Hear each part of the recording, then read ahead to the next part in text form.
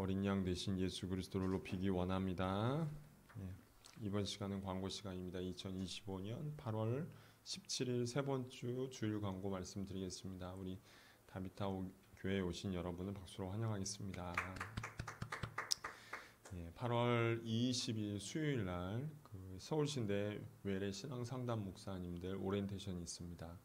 10시부터 12시까지 또 점심시간 포함하면 1시까지 모임이 있습니다. 상담 목사님들이 한 학기 동안 사역을 위해서 기도하고 또 준비하는 귀한 시간을 갖습니다. 같이 한 마음으로 기도해 주시기 바라고 9월부터 신앙 상담이 시작됩니다. 저도 학생들과 약속을 잡아서 복음을 전하는 귀한 시간을 갖게 될 텐데 그 시간에 성령께서 함께 일하셔서 정말 한 영혼이 주님 앞에 돌아올 수 있고 회복될 수 있고 구원을 얻을 수 있는 귀한 시간 될 수 있도록 기도해 주시고 제가 그 시간을 하나님의 지혜와 능력으로 잘 감당할 수 있도록 기도 부탁드립니다.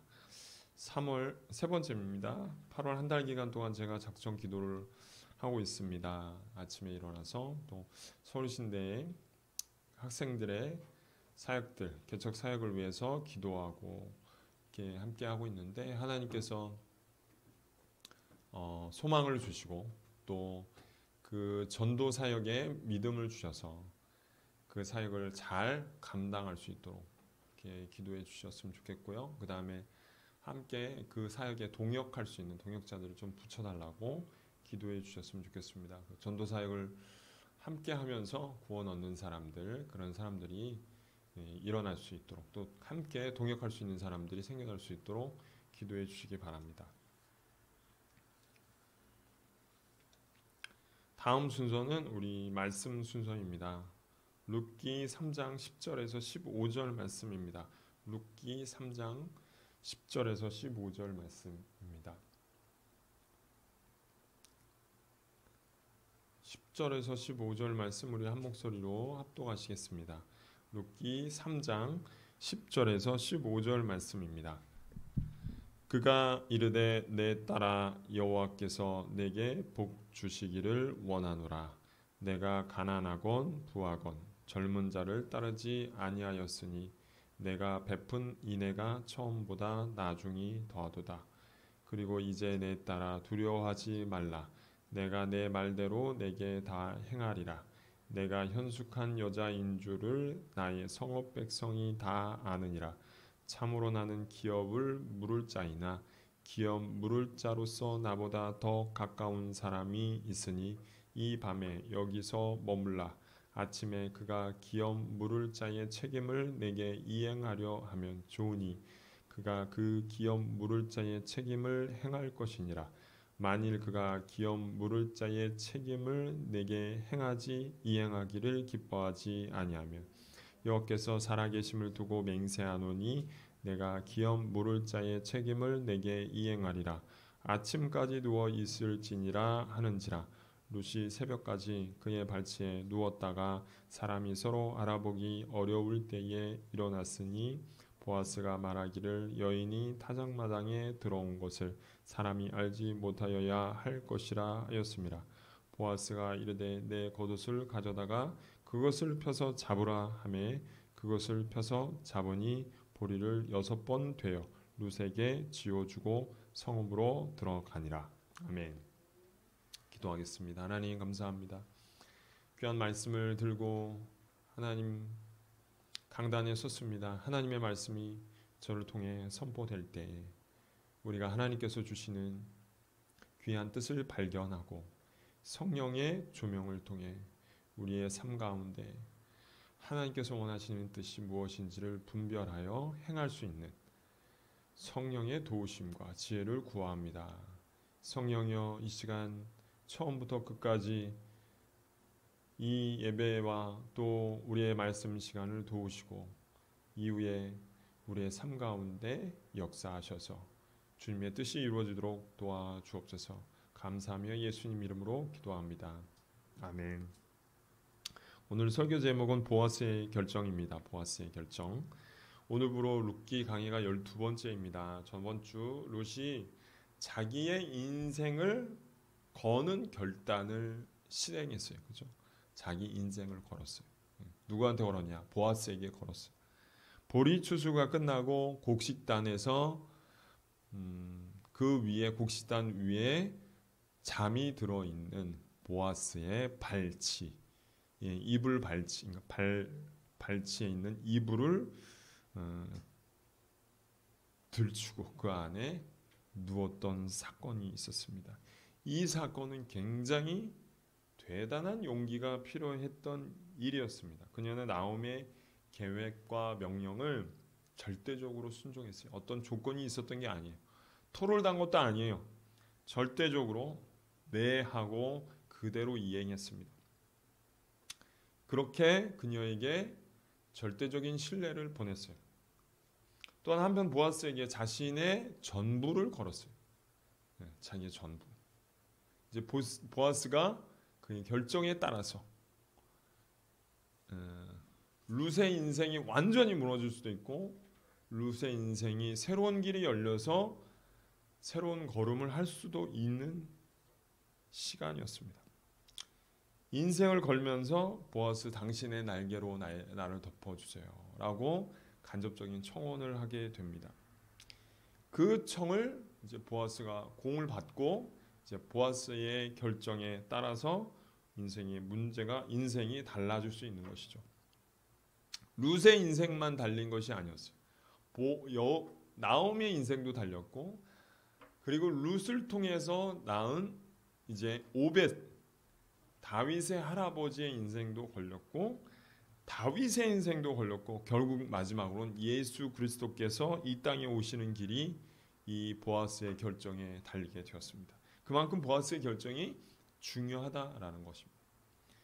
그럼 룻의 인생 전부를 거는 간청에 보아스는 뭐라고 답변을 했느냐? 오늘 그 답변이 5절을 나옵니다. 10절부터 15절까지 이렇게 나옵니다.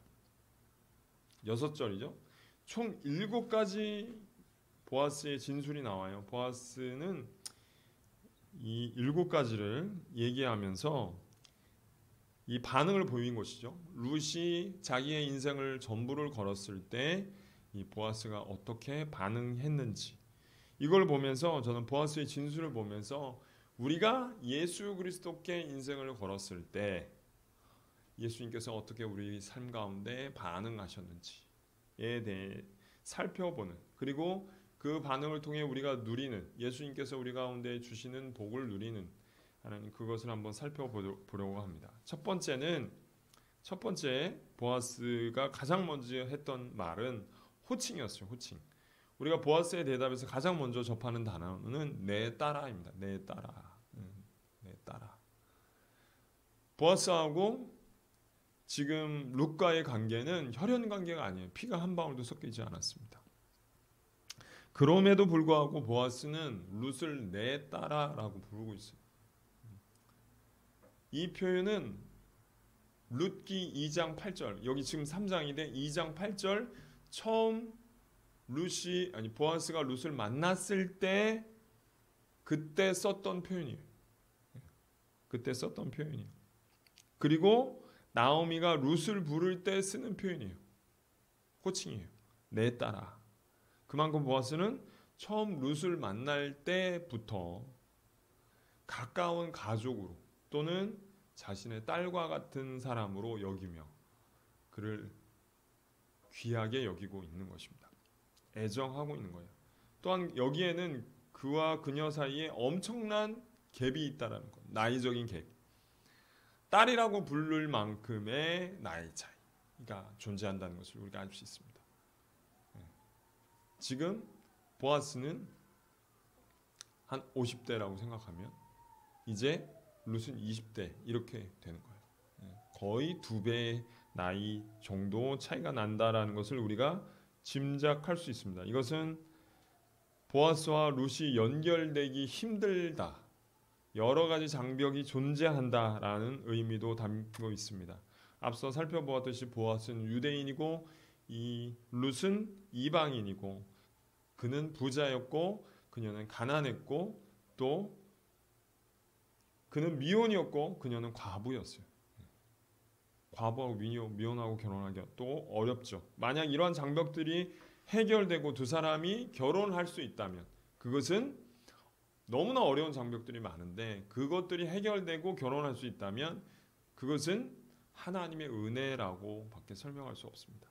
보아스는 내 딸아, 처음 보아스의 밭에 일하러 온 룻을 그 명칭으로 사용했는데 그 명칭 안에는 이런 의미가 담겨 있었습니다. 그때도 나오미에게 헌신하고 봉양하고 자신의 고국과 부모를 버리고 하나님을 신앙하는 이스라엘의 땅으로 왔던 것에 대한 진한 감동이 그 안에 있었어요.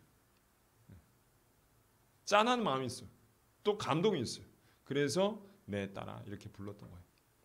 그리고 또 이 표현이 지금 3장 10절에 등장하는데 두 번째 등장하는 건데요. 이는 보아스가 지금 룻에 대한 지금 행동 그리고 말에 대한 지금 우리가 저번 주에 살펴보았던 룻이 어떤 대단한 용기를 가졌다는 것. 그렇죠? 그동안에 헌신적으로 봉사했다는 것. 룻의 행동과 말에 대한 깊은 감동이 또다시 일어나고 있다는 의미입니다. 그게 호칭이에요. 두 번째는요. 축복입니다. 보아스는 룻의 대답을 듣고 두 번째 뭐냐면 내 딸아 부르고 그 다음에 축복했어요. 여호와께서 내게 복 주시기를 원하노라 이렇게 축복했습니다. 언어의 의미를 살펴보면 야 네가 복 받기 원해 이런 뜻이 아니라 너는 이미 복 받은 사람이야 이라는 뜻이에요. 너는 이미 복 받은 사람이야. 이미 복이 너에게 임했어 라고 얘기하는 거예요. 그러니까 믿음의 말이죠. 우리가 생각할 때 룻이 뭐가 복 받았습니까? 과부죠. 가난하죠. 이방인이죠. 이삭 죽기로 해가지고 근근히 삶을 살죠. 무슨 복 받을 일이 뭐가 있어요? 복 받은 상태라뇨. 뭐 말이 안 되잖아요. 믿음의 말을 하는 거예요. 다른 한편으로 지금 너는 가난한 처지지만 너는 과부이지만 너는 이방 여인이지만 그 처지 속에서 그 처지에 가려져 있던 이 룻의 진정한 가치를 발견해주는 그 가치를 알아보는 눈이 보아스에게 있었던 것입니다. 그녀의 빛난 신앙, 신실함, 인격 이런 것들을 알아보고 탐복한 거예요. 우리가 어떤 사람을 축복한다고 할 때 그 사람이 그 축복을 받을 만한 사람이라는 것을 발견하고 우리가 축복을 하게 되잖아요. 그렇죠? 이는 진정 하나님의 말씀에 신실하게 지켜나가려는 사람의 그 사람이 똑같은 사람을 만났을 때에 느끼는 감정과 감동이에요. 내가 하나님 뜻대로 살려고 노력해요. 내가 하나님 말씀대로 살려고 노력해요. 그것 때문에 손해도 보고 그것 때문에 아픔도 겪고 그것도 고난도 겪고 그럼에도 불구하고 하나님 앞에 내가 하나님 말씀을 지키려고 노력하는 그런 몸부림이 있어요. 그게 복된 삶이라는 걸 알아요. 그런 동일한 사람을 만났을 때에 느끼는 감동과 감정이 있는 거예요. 지금 바로 보아스가 그러한 감정을 느끼고 있는 것입니다. 그는 왜 자신이 그녀의 행동과 말에 탐복했고 그래서 그녀가 여호와께 이미 복받은 자인지를 설명하기 시작하는 겁니다. 이제 설명합니다. 그게 바로 세 번째가 칭찬이에요. 왜 네가 복받은 사람이냐? 네가 가난하지만 또 과부지만 이방 여인이지만 사람이 볼 때는 세상의 기준으로 볼 때는 너가 아무것도 아닌 것 같지만 실제로는 너는 복받은 사람이다라고 왜 그런 표현을 하느냐라는 거 이제 칭찬을 통해서 얘기합니다. 내가 가난하건 부하건 젊은 자를 따르지 아니하였으니 내가 베푼 인애가 처음보다 나중에 더하도다 이렇게 얘기합니다. 이 말씀을 보면 룻이 과부이긴 했지만 아직 젊고 미모가 뛰어났다는 걸 알 수 있어요. 사람이 지나가면 다 남자들이 그것도 젊은 남자들이 남자들에게 인기가 충분히 있었다라는 것을 짐작할 수 있어요. 룻이 지나가면 남자들이 넋을 놓고 쳐다봤을 수 있어요. 그렇죠? 그것이 굉장히 무기가 되어서 자신이 원하는 젊은 남자와 결혼할 수 있을 정도가 되지 않았나라는 생각을 갖게 됩니다. 그 젊은 남자와 자기가 원하는 가정을 꾸릴 수 있을 정도의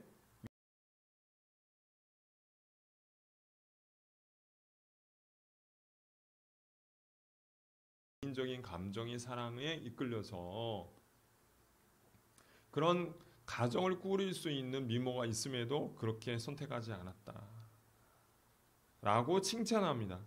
그녀는 그러면 무슨 기준을 가지고 보아스를 선택한 것이냐, 무슨 기준으로? 그래서 헤세드입니다. 헤세드는 언약적 사랑 또는 신실한 사랑이에요. 신실한 사랑. 이것은 언제 쓰이냐면 하나님께서 이스라엘이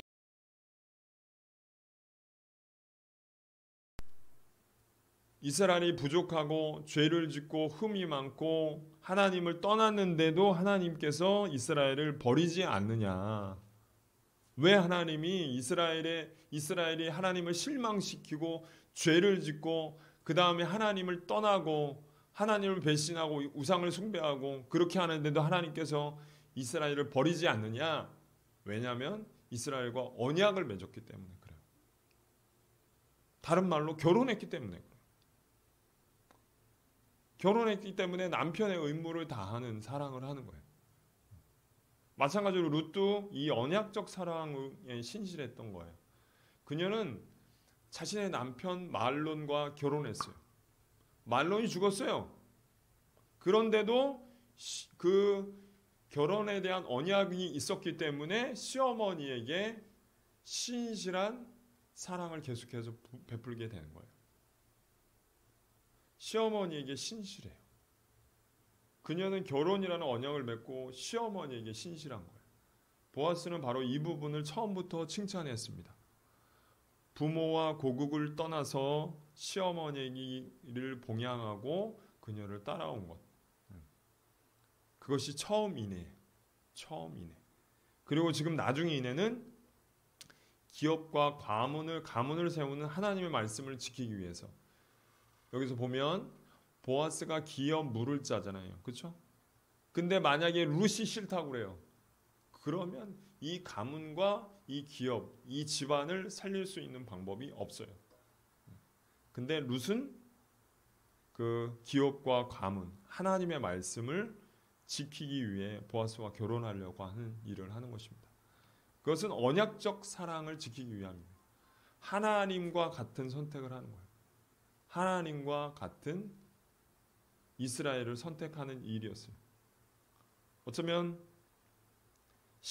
우리가 감정적인 사랑, 우리가 사랑이란 뭐냐고 생각할 때 우리는 결혼을 하면서 알게 돼요. 처음에는 뜨거운 감정적인 사랑만이 사랑이라고 생각하는데 그렇지 않고 신실하게 끝까지 자신의 자리를 지키고 변하지 않는 사랑, 그것이 진정한 사랑이다. 인내하고 참고 그리고 자신을 낮추고 그리고 신실하게 사랑하는 것이 이게 더 큰 사랑이라는 것을 우리가 알게 됩니다. 변하지 않는 신뢰와도 같습니다. 지금 보아스는 그녀의 발전된 에세스를 칭찬합니다. 처음에 굉장한 선택을 했다고 하는 거야. 자기 고국과 부모를 버리고 자기의 언약적 사랑, 신실한 사랑을 그 시어머니에게 보여주었던 것. 이제는 더 나아가서 단지 시어머니를 봉양하는 것에 그치지 않고 이 죽어가는 가문을 살리고 기업을 살리기 위해 했던 선택들을 칭찬합니다. 개인의 유익이 아니라 무너진 가정 공동체와 가문을 세우는 선택을 그녀가 선택한 것에 대해서 탐복하는 것입니다. 네 번째는 약속입니다. 네, 약속. 보아스는 룻의 행동과 말에 단지 탐복하거나 감동하거나 칭찬하는 데 그치지 않았어요. 이미 룻은 보아스에게 자신의 인생 전부를 걸었어요. 칭찬이 필요한 게 아니에요. 칭찬도 필요하죠. 근데 인생 전부를 걸었는데 칭찬만 하면 끝나면 되겠어요. 아, 너 훌륭하다. 그래서 어쩌자는 거예요. 그녀는 벌써 자신의 미래도 걸었고 자신의 평판도 걸었고 자신의 지조도 걸었고 그리고 자신의 가문과 기업도 걸었어요. 그렇게 단지 칭찬 몇 마디에 끝날 일이 아니었어요. 보아스는 그녀를 안심시켜요. 내 딸아, 다시 얘기합니다. 두려워하지 마라. 그렇죠? 안심시켜. 보아스가 자기를 버리고 갈까봐 안심시키는 말을 합니다. 그리고 더불어 확실한 약속의 말을 해줍니다. 내가 내 말대로 다 이행하리라. 이렇게 얘기합니다. 약속을 해줘요. 이것은 약속이 담긴 의미였어요. 반드시 지킨다는 맹세의 의미였어요. 룻은 이 말을 듣고 가장 먼저 누구를 떠올렸냐면 나오미를 떠올렸을 거예요. 나오미의 판단력, 날카로운 판단력과 지혜와 결단력에 대해서 놀랐을 거예요. 나오미의 창조적인 계획 때문에 이것이 이루어졌다는 것을 그때 섬뜩하게 느꼈을 거예요. 룻은 이처럼 나오미의 명령에 자기가 절대적으로 순종했다라는 것이 너무나 잘한 일이라는 것을 그때 깨달았을 것입니다. 하나님에게서 나온 계획과 섭리가 성취되는 현장에 우리가 직접 경험하게 되면요, 하나님의 말씀대로 우리가 어떤 것을 인생을 걸어서 그 하나님의 말씀이 그대로 성취되는 것을 우리가 경험하면 우리의 신앙이 비약적으로 성장하게 됩니다. 하나님의 말씀에 대한 신뢰와 믿음이 급속도로 성장하게 됩니다. 이런 경험을 통해서. 지금 룻은 그 하나님의 말씀과 하나님의 섭리가 성취되는 것, 계획이 성취되는 것을 직접 경험하고 피부로 느끼는 현장이 있습니다.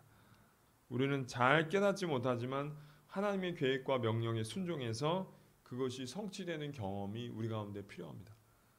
그리할 때 우리의 신앙이 급성장합니다. 말로만 떠는 신앙이 아니라 진짜 우리의 삶 가운데 믿음으로 성취하는 일들이 일어나기 시작하는 것입니다. 하나님과 그분의 말씀에 대한 믿음과 신뢰가 우리 가운데 자라게 되는 것입니다. 설교를 많이 듣는다고 잘하는 것이 아닙니다. 하나님의 말씀에 우리의 인생을 걸고 하나님의 말씀에 여러 가지 어려움이 있지만 그것을 순종해서 하나님의 말씀이 성취되는 경험을 하게 될 때 우리의 믿음이 자라나게 되는 것입니다. 그러나 룻의 절대적인 순종에 비해서 보아스는 절대적인 것이 아니었습니다. 조건적이었어요. 그녀의 청혼을 받아들이되 조건이 딱 하나 있었어요. 나보다 더 가까운 친족이 있다. 나보다 더 가까운 가족이 있다. 그가 거절하면 내가 그 책임을 이행하겠다. 이렇게 얘기합니다. 레위기 25장의 말씀에 의하면 가장 가까운 친족이 기업 물을 자가 됩니다. 기업 물을 책임을 이행하게 됩니다. 그래서 이 말씀을 정확히 알았던 것이 보아스였습니다. 그래서 조건을 달았던 것입니다. 그 친족이 자기 책임을 지지 않는다면 반드시 자신이 지겠다고 약속합니다. 이 말은 표면적으로 보면 되게 서운할 수 있어요. 하지만 깊이 따져보면은 보아스의 신중한 결정이 하나님의 뜻을 따르는 것임을 우리가 알게 됩니다. 그는 이미 하나님의 말씀을 따라서 룻에게 이삭 줍기를 하도록 허용했어요. 단지 이삭 줍기만을 한 것이 아니라 그 말씀을 하나님의 말씀을 넘치도록 이행하였습니다.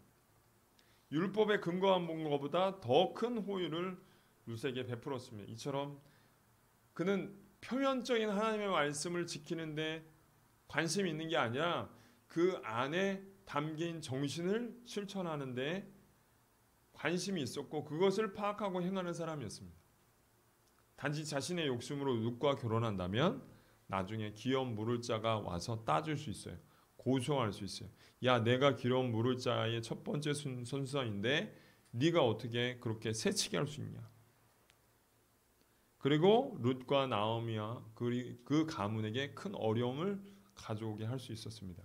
이 모든 점을 파악하고 완전히 해결할 수 있는 방법들을 찾아야 했습니다. 하나님의 말씀에 하나의 오점도 남기지 않고 행해야 했습니다. 그럼 완전한 순종을 할 때 진짜 행복이 온다는 것을 그는 알고 있었습니다.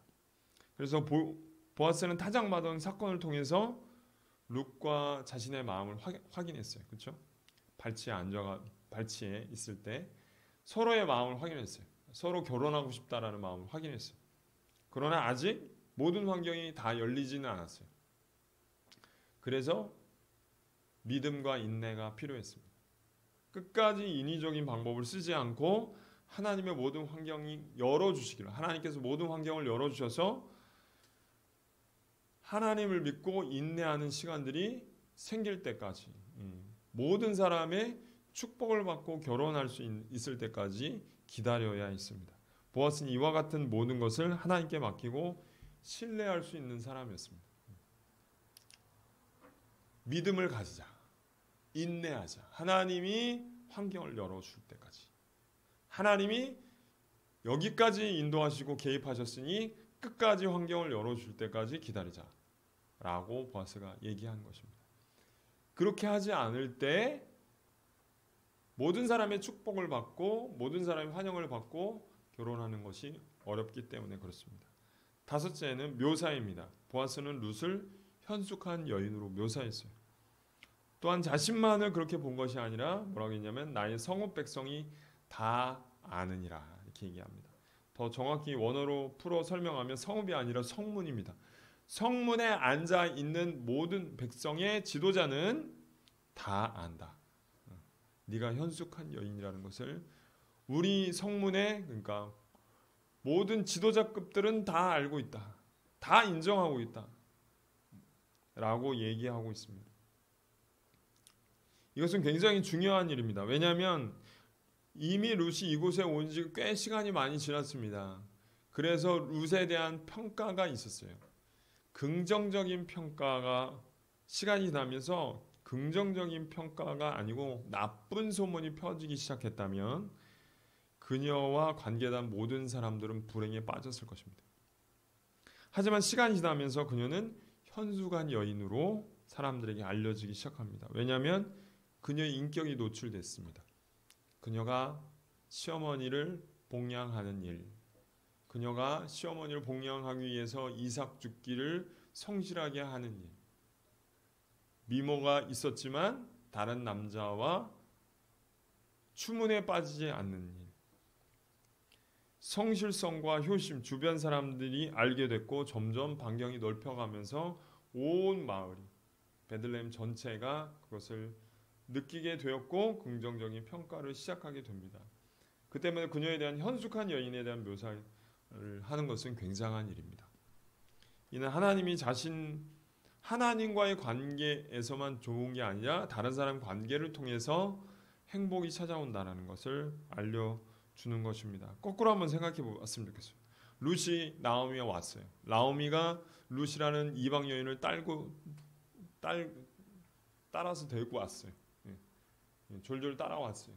근데 그 여인을 딱 봤더니 이방 여인이에요. 사람들이 봤을 때 부정적인,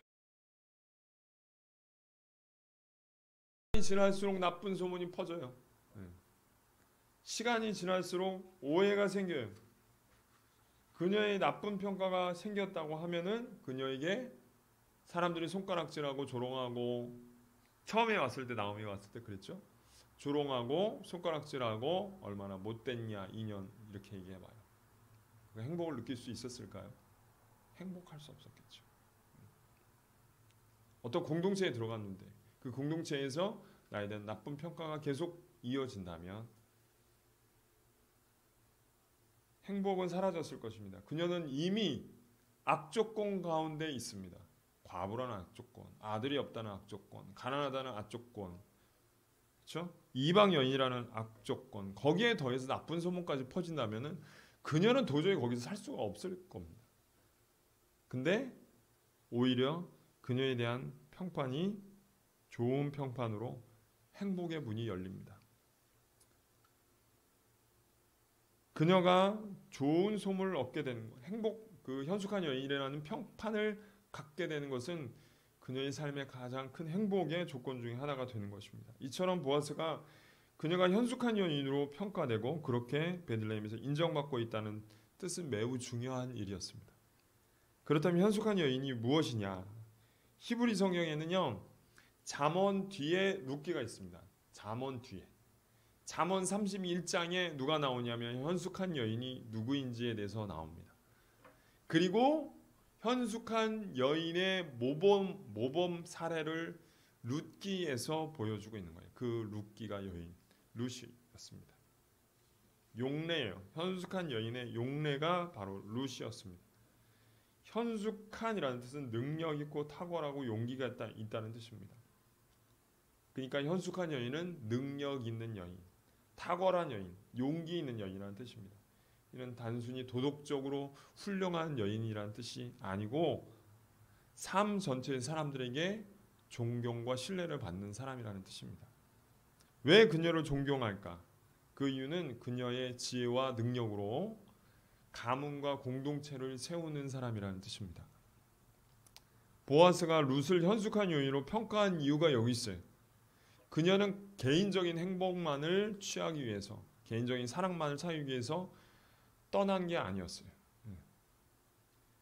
그녀의 첫 번째 현숙한 여인은 그녀가 갖고 있는 인격이 훌륭했다는 거였습니다. 시어머니에게 한 헌신과 시어머니를 위해서 이삭 줍기를 한 일, 성실하게 한 일, 불손하거나 사람들에게 함부로 대하거나, 그녀가 얼마나 겸손한지 우리가 그 보아스를 처음 만났을 때 알게 되죠. 보아스에게 절합니다. 엎드려 줘요. 그가 얼마나 자신을 낮추는 사람인지를 알게 됩니다. 음란하지 않아요. 그렇죠? 이스라엘 사람들도 힘든 인격이에요. 이것은 시어머니를 봉양하는 일, 어렵죠. 아무도 없어요. 남편도 없고 아들도 없는데 시어머니를 봉양하고 자기의 목숨도 부지하기 어려운데 그것을 해나가고 성실하게 해나가고, 그런 거는 그 지역사회의 이스라엘 사람들도 해내기 힘든 일이었어요. 그녀의 인격이 얼마나 훌륭하다는 것을 알게 됩니다. 둘째는 그녀가 인격만 훌륭한 게 아니에요. 용기와 결단이 있었어요. 용기와 결단이 있었어요. 모함 여인으로 사회적인 약자였어요. 자기가 약하면 용기와 결단을 내기가 쉽지 않습니다. 그런데 보아스를 찾아가서 자신의 모든 것을 걸어, 가문도 걸고 기업도 걸고 자기 미래도 걸고 인생도 걸고 그에게 청혼을 하는 거예요. 그렇죠? 용기가 없이는 불가능해요. 우리도 마찬가지입니다. 제가 이걸 말씀을 준비하면서 그리스도인이라는 게 용기가 있어야 됩니다. 용기가. 하나님께 아니면 예수님께 내 인생을 거는 용기가 있어야 되는 겁니다. 용기 없이는 신앙생활이 불가능합니다. 룻과 같은 용기를 갖지 않고는 대단한 변화가 우리 가운데 찾아오지 않겠구나라는 생각을 하게 됩니다. 보아스는 이것을 볼 수 있었어요. 그래서 그녀를 굉장하게 크게 평가합니다. 언약적 사랑을 지키기 위해서 자신의 모든 걸 거는 거예요. 그냥 단순히 자기 위익을 위해서 인생을 거는 게 아닙니다. 가정을 살리기 위해서, 공동체를 살리기 위해서 자신을 던진 거였어요. 그래서 크게 평가하는 것입니다. 셋째는 공동체의 평판이었습니다. 그는 이미 공동체 전체가 그녀가 덕망이 있는 여인으로 인정하였습니다. 잠언은 결론적으로 여호와를 경외하는 여인을 칭찬받아 마땅하다 얘기합니다. 31장 30절에 이렇게 얘기합니다. 고운 것도 거짓되고 아름다운 것도 헛되나 오직 여호와를 경외하는 여자는 칭찬을 받으리라. 그렇습니다. 여인의 가치는 외모에 있지 않고 인격에 있다는 말이에요. 그리고 그 인격은 여호와를 경외하는 데에서 나온다는 거예요. 이런 여인에게 사람들이 칭찬이 따라온다는 말입니다. 성경은 바로 룻이 그런 사람이라고 말하는 것입니다. 보아스와 룻은 현격한 차이가 있었어요. 아까 얘기한 것처럼 남자하고 여자고, 유대인이고 이방인이고, 가난한 사람이고 부한 사람이고, 그리고 결혼을 했고 결혼을 안 했고, 그렇죠? 과부였고 미혼이었고, 어느 것 하나 넘어갈 수 있는 게 아니었어요. 나이도 2배 이상 차이 나요. 그렇죠? 그 당시 생각해 보세요. 나이가 2배 이상 차이 난다. 어느 것 하나도 넘기기 어려운 장벽이었어요. 그니 고상한 인격과 깊은 신앙이 이를 뛰어넘는 사람이 되게 하였던 것입니다. 6번째는 보호입니다. 보아스는 그녀를 보호했어요. 그녀는 타작마당에 여인이 들어온 것을 아무도 모르게 해야 된다 이렇게 얘기했어요. 이는 룻이 지금까지 쌓아왔던 평판, 그것을 지키기 위하며 또 앞으로 결혼을 하기 위해서 걸림돌이 생기지 않기 위한 것이었습니다. 단지 룻을 성적으로 접근한 것이라면, 물론 서로 끌리는 것을 감정에 대해서 확인했잖아요, 그렇죠? 하지만 아직 법적으로 둘은 결혼한 상태가 아닙니다. 그렇기 때문에 보아스는 신중하게 행동합니다. 이런 보아스의 조치는 그의 성숙한 인격에서 나오는 것입니다. 성숙한 사람은 뭐가 성숙하냐면 사고가 성숙해요. 행동이 성숙해요. 그렇죠? 달라요. 자기 중심적인 태도를 버려요. 타인이 이 일을 통해서 어떤 어려움을 처할지에 대해서 깊이 사고하고 행동하는 것입니다. 타인 중심적인 사고를 하게 되는 거예요. 만약에 타작마당에 룻이 들어왔다는 소문이 들리면 가장 큰 타격을 받을 사람은 자기가 아니라 룻이요. 룻은 그 사이에서 매장당했죠. 그렇죠? 그것을 알았어요. 너무나 잘 알고 있는 것이 그것을 보아스였습니다. 그녀에게 가장 큰 유익이 되는 것이 무엇인지를 생각했어요. 이는 그가 인격적으로 신앙적으로 얼마나 성숙했는지를 알게 됩니다. 그의 말을 보면, 그의 판단을 보면 우리가 알 수 있습니다. 이것이야말로 진정한 남을 생각하는 사랑입니다. 바로 이 사랑의 표현에 따른 말이었어요. 이 타작마당에 여자가 들어온 것을 알지 못하게 해야 한다. 마지막으로 보증입니다. 7째, 보아스는 룻의 말을 다 이행하기로 약속했어요, 이미. 그렇죠? 그리고 한 행동이 뭐냐면 쉽게 이해되지 않은 행동이 15절이에요. 15절 같이 한번 읽겠습니다. 처음 읽었을 때 좀 이상했어요. 저는. 15절 같이 읽겠습니다. 시작. 보아스가 이르되 내 겉옷을 가져다가 그것을 펴서 잡으라 하매 그것을 펴서 잡으니 보리를 6번 되어 룻에게 지워주고 성읍으로 들어가니라. 갑자기 먹을 걸 줘요. 그렇죠? 배고파서 줬나 이런 생각했습니다. 제가 이 사람들이 너무 어렵고 가난하니까 내가 만날 때마다 먹을 걸 줘야 되겠다 이런 생각을 한 건가 이런 생각을 했어요. 저는 처음에. 근데 그게 아닙니다. 보아스는 룻의 겉옷을 펴라고 하고 6번 되어서 줘요. 왜 7번도 아니고 8번도 아니고 10번도 아니고 10번 줄 수도 있잖아요. 그녀가 갖고 갈 만큼이 6번이었나? 이런 생각도 했는데 6이라는 숫자가 의미가 있어요. 6은 7보다 하나 모자란 숫자예요. 7은 이스라엘 사람들에게 완전수예요. 7은 보아스와 룻의 결합을 얘기합니다. 완전한 결합이에요. 근데 지금 6밖에 안 되는 거예요.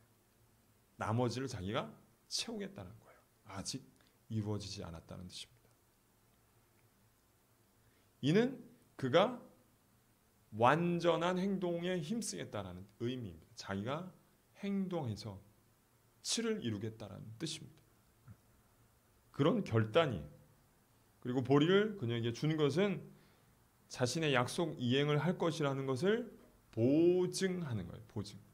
보증물이에요. 보증물. 제가 예전에 그런 이야기를 한 적이 있었습니다. 사랑을 한다면 2가지가 필요하다. 하나는 뭐냐면 고백이 있어야 돼. 사랑한다. 그리고 하나 더 뭐냐면 선물이 있어야 돼. 선물. 그걸 보증하는, 나의 마음을 표시하는 선물이 따라와야 되는 것이죠. 그래서 예수님께서도, 하나님께서도 우리를 사랑하신다고 했을 때 우리를 사랑하시는데 예수님을 주셔서 보증하셨다고 그랬어요. 그렇죠? 보증하셨다고 그랬어요. 마찬가지로 보아스도 룻에게 자신의 약속을 이행하겠다라는 약속을 어떻게 보증할 것인가? 보리 6번은 되를 해가지고 주는 거예요. 그걸 가지고 어딜 가냐면, 누구한테 가냐면 나오미에게 가는 것이에요. 말로만 하더냐? 아닙니다. 저에게 이거를 반드시 가져가라고 얘기합니다. 사장이 나오죠. 보리를 빈손으로 가져가지 마라라고 얘기합니다. 보증이에요, 보증. 나오미는 그 보리를 보면서 그 약속이 확실하다는 것을 깨달을 수 있었고 확증받을 수 있었던 것입니다. 오늘 저는 룻의 용기 있는 청혼에 대해서 보아스의 결정을 보았습니다. 저는 말씀을 전하면 전할수록 보아스와 룻이 예수 그리스도와 성도 간의 관계를 보여준다는 것을 인상을 지울 수가 없어요. 우리는 룻과 같이 인생 전부를 예수 그리스도께 의탁합니다.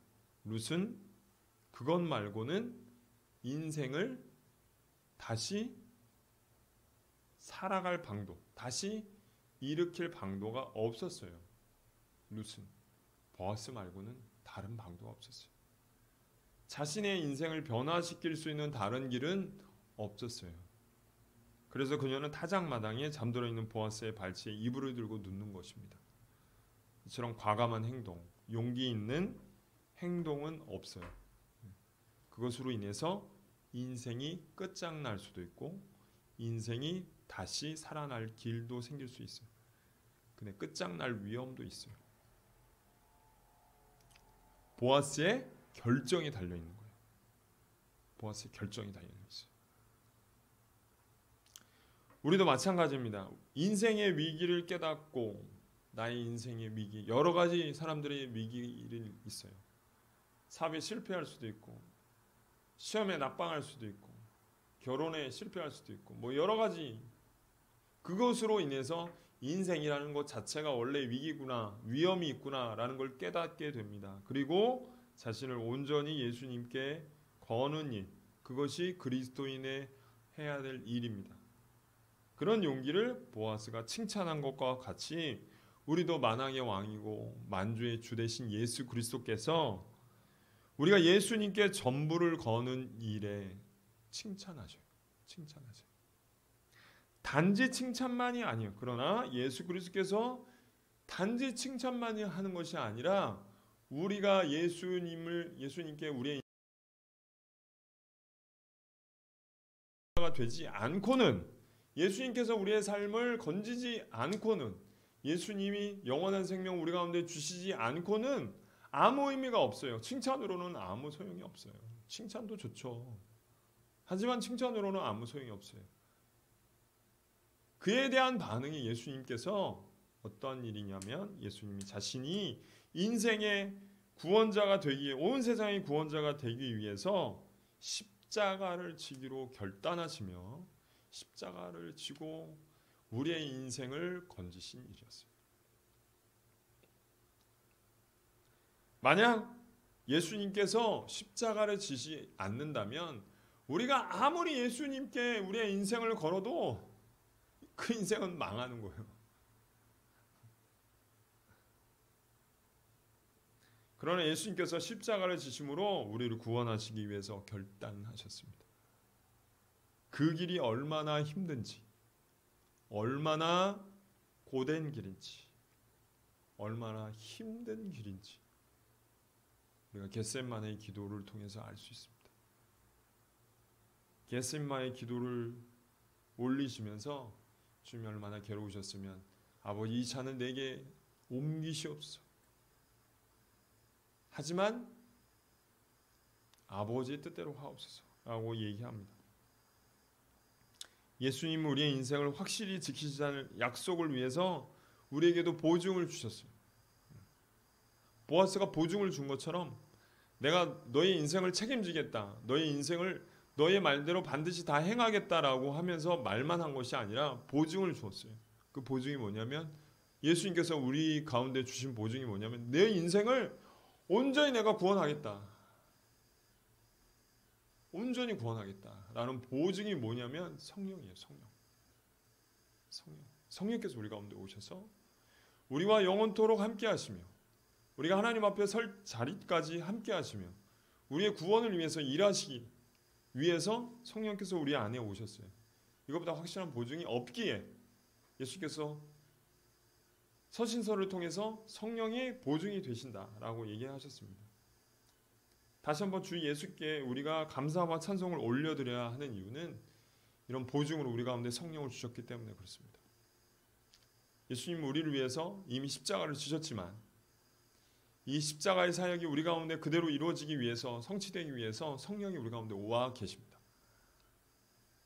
그래서 그 성령님을 날마다 의지하고 그 성령님을 그 인도함을 따라 살아가고 그분을 의지하고 할 때 이 성령님을 통해서 하나님 앞까지, 우리의 인생 길까지 확실하게 인도하시는 것입니다. 우리는 주 예수 그리스도께 감사와 찬송을 올려드려야 합니다. 왜냐하면 그분이 십자가를 지고 기꺼이 우리 죄를 위해서 죽으셨기 때문에 그렇습니다. 보아스가 완전한 책임을 지겠다라고 한 것처럼 우리의 인생을 책임지기 위해서 예수님께서 십자가를 지셨습니다. 시간 같이 한번 기도했으면 좋겠습니다. 보아스가 룻의 기업 물을 자였던 것처럼 예수님도 우리의 기업 물을 자가 되십니다. 우리의 구속자가 되십니다. 룻이 자기 인생 전부를 보아스에게 걸었어요. 이제 보아스의 결정만 남았을 때 보아스는 그녀에게 이렇게 얘기합니다. 내 딸아, 두려워하지 마라. 내가 말한 대로 내가 다 이행하리라 라고 얘기하셨어요. 여러분, 우리가 손을 들고 주님 앞에 기도할 때 주님께서 들으실까요? 네, 그렇습니다. 주 예수께서 우리 기도를 들으십니다. 우리가 부르짖어 주 예수 그리스도여 우리 가운데 찾아와 주소서라고 부르짖을 때 우리의 기도를 듣고 주님께서 우리 가운데 찾아오실까요? 네, 그렇습니다. 주님은 우리의 구원자가 되십니다. 주님은 우리의 피난처가 되십니다. 우리가 주님께 전부를 걸 때 주님께서 십자가를 지심으로 우리의 모든 인생을 책임지신다 말씀하십니다. 이 시간 같이 기도하면서 주님만이 나의 구원자십니다. 주님만이 만왕의 왕이시오 만주의 주가 되시고 왕의 왕이 되시고 통치자가 되십니다. 성령이 우리 가운데 오셔서 예수님을 증거하신다 하셨습니다. 성령이 오셔서 우리의 눈과 우리의 귀와 우리의 마음을 열어 예수 그리스도를 알게 하소서. 우리를 위해 십자가를 지시고 모든 벌과 피를 흘리신 예수 그리스도를 알게 하소서. 주님의 크고 놀라운 사랑을 알게 하소서. 성령이여 인도하여 주소서. 성령이여 이끌어 주소서. 성령이여 우리를 붙잡아 주소서.